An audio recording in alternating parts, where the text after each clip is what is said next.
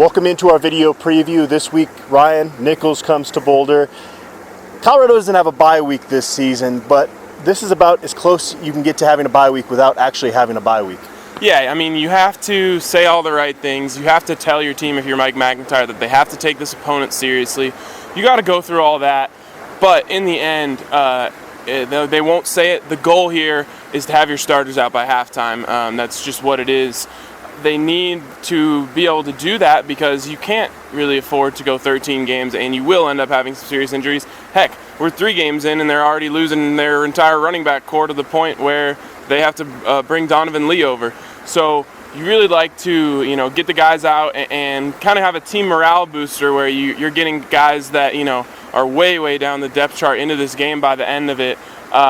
It's not a bye week, but you sure as heck like to treat it like one and kind of get individual work out there, rest the guys who are hurt, and it's important to be able to do that. Like you said, the players and coaches have to kind of be careful with what they say to the media this week. They obviously don't want to give Nicholls any bulletin board material, and yeah, they're the ones that have to go through the actions and actually win this football game. We don't have to be quite so politically correct.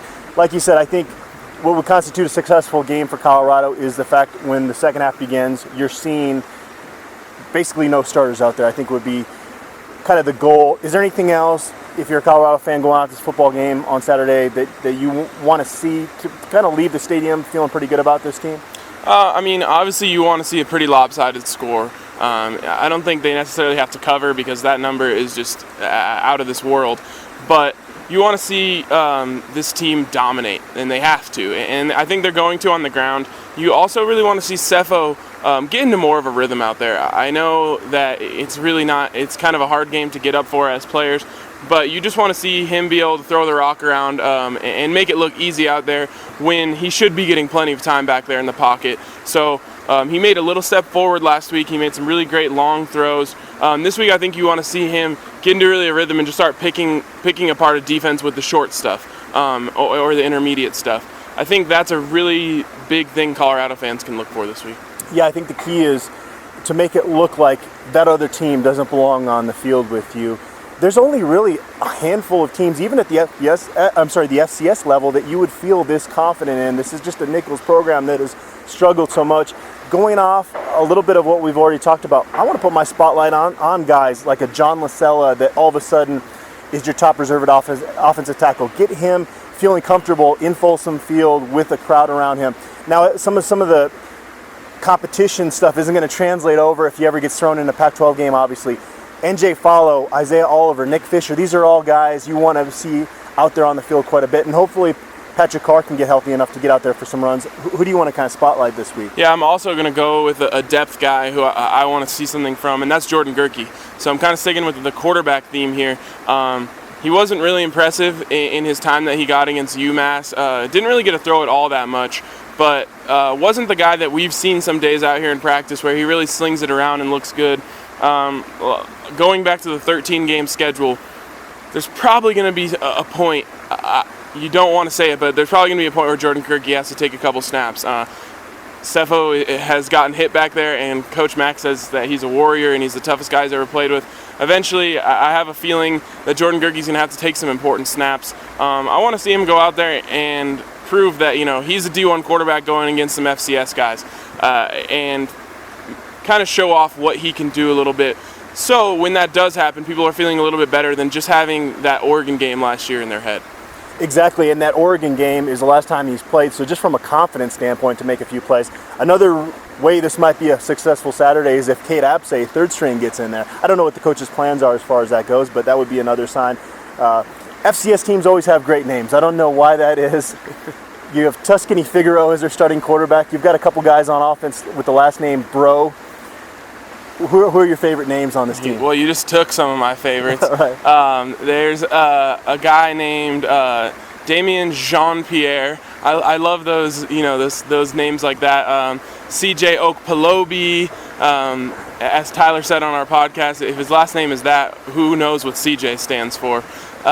There's just tons of good names on there that you could go on forever. Lazarus Ona, that might be my personal favorite, is Lazarus. Now, Jared Bro is their starting left guard, and Von Bro is a receiver.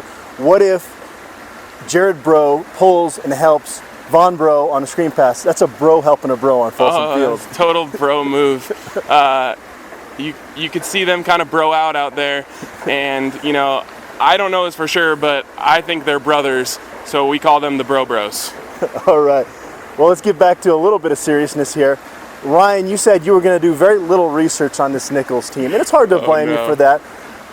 But I'm going to throw 5 questions at you, and some of these are easy if you've paid attention to what's going on around Boulder this week.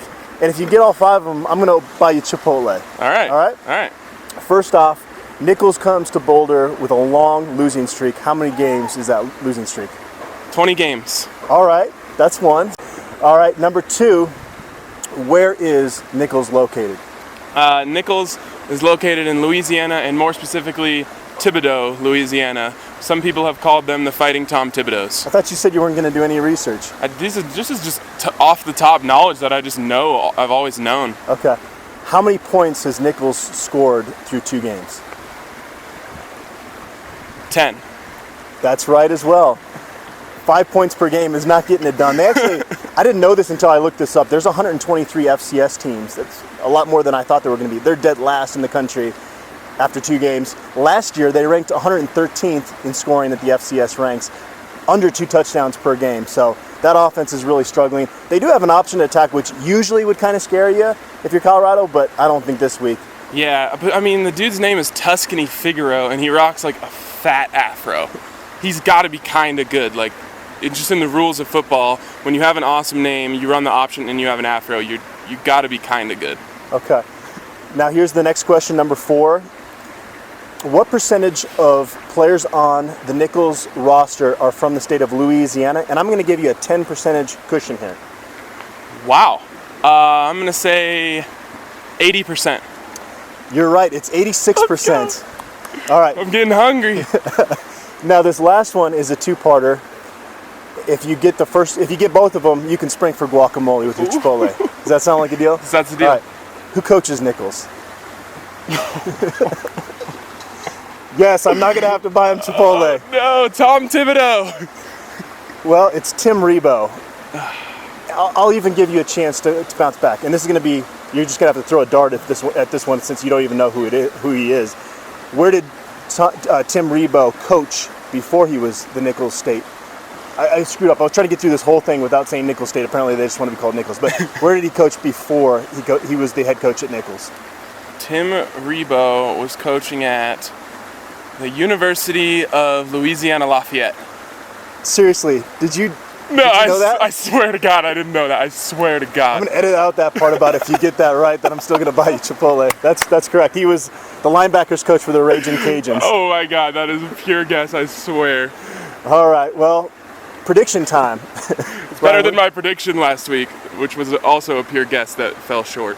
Well, I'll go first here. I think this is going to be a game where Colorado puts up a lot of points, and then you're going to see them kind of run the clock in the second half. I still think they're going to score 52 points, and somehow Nicholls will score 6 points in this football game. It's hard to predict a shutout because they're just so rare. I'm still kind of got an adrenaline rush from getting that question right.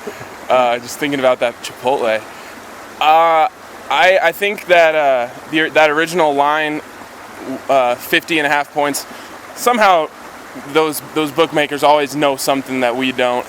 It's not a Las Vegas odds maker that's making that, though. I feel like a little bit more sure that those guys put in the research. I think an offshore site's just trying to get action on both sides. Could be. I have a good feeling about that line, and so I'm going to go just below it.